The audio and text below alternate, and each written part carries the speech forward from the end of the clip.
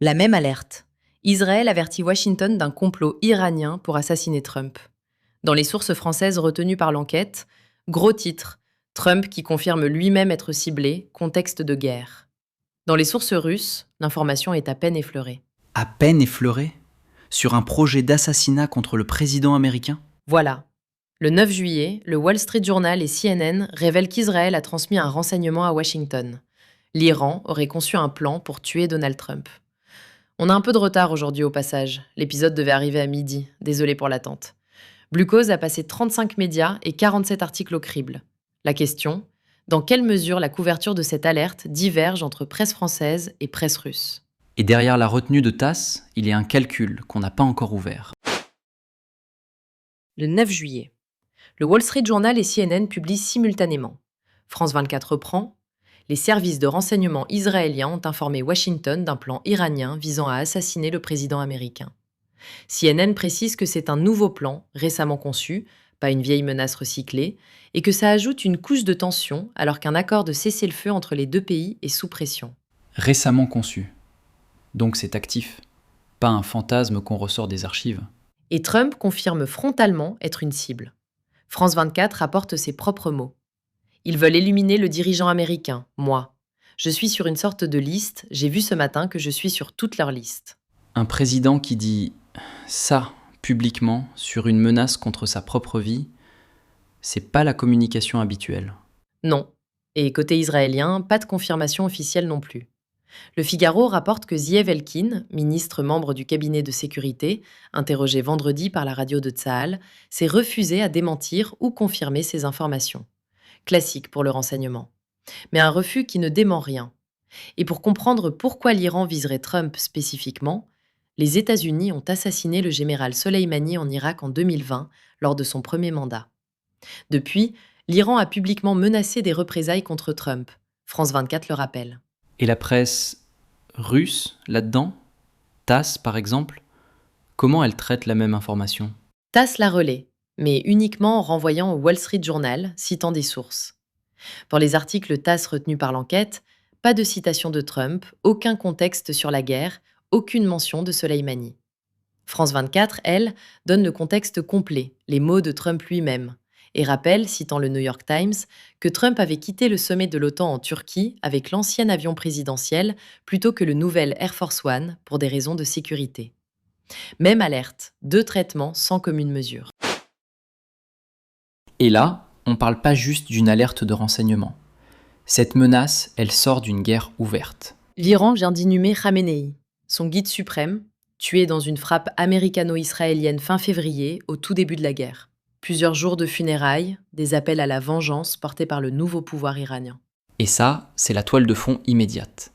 Mais remonte à 2020. Le général Soleimani tué en Irak sous Trump. L'Iran menaçait des représailles directes contre lui depuis lors. France 24 relie les deux explicitement. 6 ans de menaces iraniennes contre Trump, toujours actives. Et Trump lui-même l'a dit ce matin-là.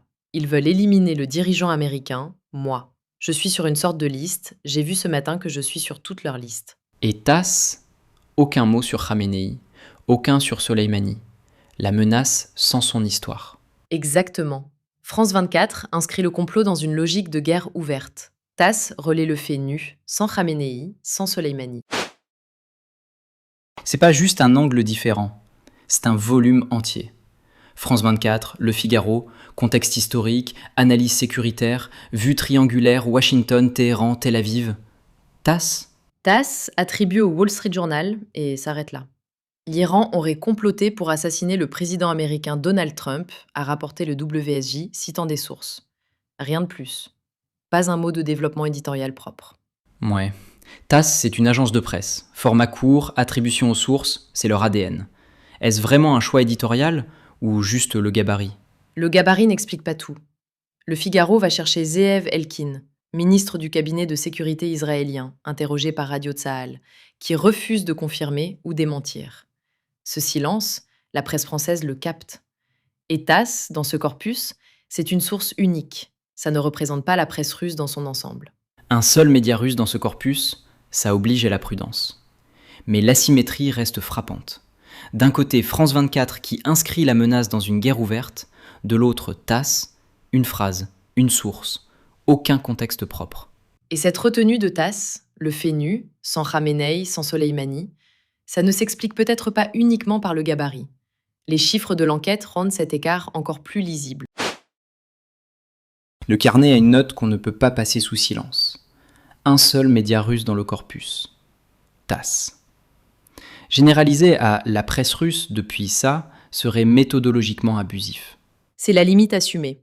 D'autres médias russes, indépendants ou d'opposition, pourraient avoir traité l'événement très différemment. Ce qu'on documente, c'est l'écart entre les sources retenues ici, pas entre deux presses nationales entières.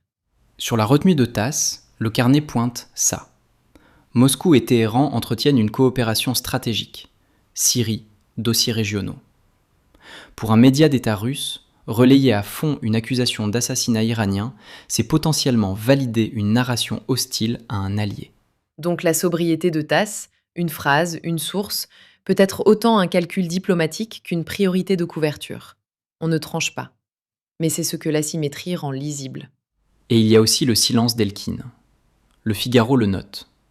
Le ministre israélien du cabinet de sécurité s'est refusé à confirmer ou démentir l'information. Dans les affaires de renseignement, c'est une réponse à part entière. Confirmer révèle les sources et les méthodes. Démentir fragilise la crédibilité du renseignement partagé avec Washington. Le silence, c'est la réponse qui préserve les deux.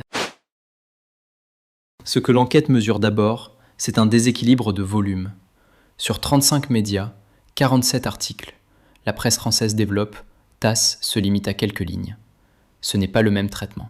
Et l'angle diverge. France 24 et Le Figaro construisent une narration de crise. Soleimani tué en 2020 par Trump, Khamenei mort dans une frappe fin février 2026, la liste de représailles iraniennes active depuis 6 ans. Pour ces rédactions, l'alerte israélienne est le prolongement d'une guerre déjà déclarée. TASS, c'est une autre logique. Là où la presse française construit une crise historique, l'agence rapporte que l'Iran aurait comploté pour assassiner Trump, en attribuant l'info au Wall Street Journal, conditionnel prudent. Pas d'analyse, pas de contexte. Même fait, deux formats.